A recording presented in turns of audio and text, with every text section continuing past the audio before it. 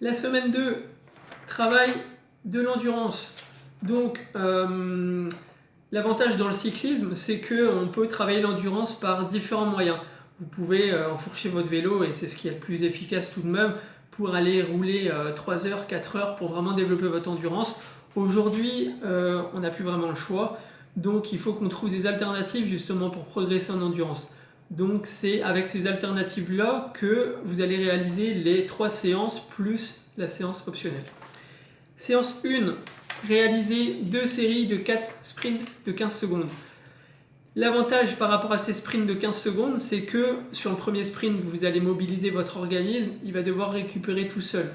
Donc la récupération va être entre 3 et 5 minutes. Idéalement, c'est 5 minutes de récup entre chaque sprint. Vous pouvez faire 10 minutes de récup entre vos 2 séries. Donc comme je vous disais, l'avantage c'est que vous allez choquer votre organisme une première fois, une deuxième fois, une troisième fois, une quatrième fois. Vous allez observer une récup un peu plus longue. Voilà, c'est que en fait, vous vous mettez en difficulté. Votre organisme, il voit que vous ne pouvez pas récupérer vraiment tout seul, donc il vous aide. Et à force de se pousser à récupérer comme cela, eh ben, vous gagnez en endurance. Même chose pour la séance 3. Donc vous aurez 2 séries de 6 sprints, donc on augmente un petit peu la charge en rajoutant 2 sprints par série, donc 4 sprints au cours de la séance. Séance 2, donc là on fait un travail d'intensité un tout petit peu plus longue. Donc réalisez 3 séries de 10 minutes à 90-95% de votre FTP. Donc à ce moment-là, on va travailler un tout petit peu plus le tempo, l'allure rythme. Voilà. Donc vous pouvez également varier la cadence entre 90 et 100 tours.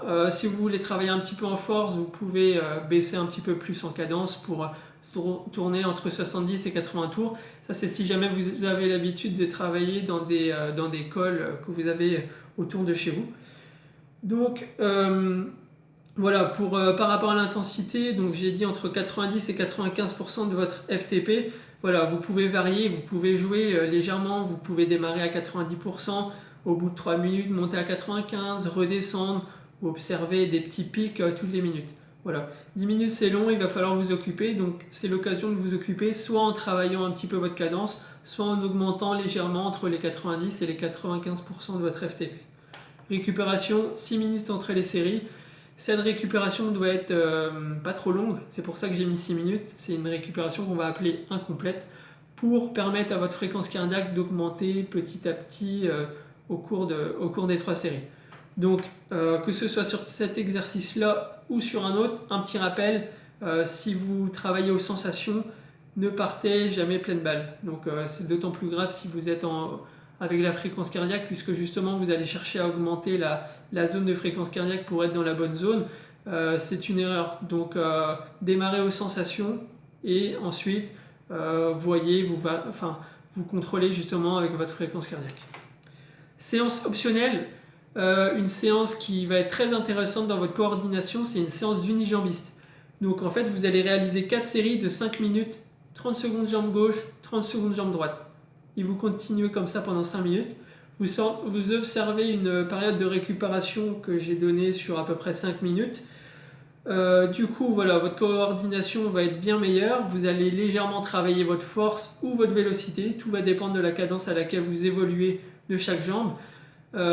Si vous avez un capteur de puissance qui vous permet de connaître votre déficit en coordination, donc voir si une jambe ou l'autre a plus de force, voilà, si la jambe gauche a plus de force, je vous conseille de descendre dedans quand vous travaillez avec votre jambe droite. Ça pourra permettre à terme aussi d'équilibrer vos forces dans les 2 jambes.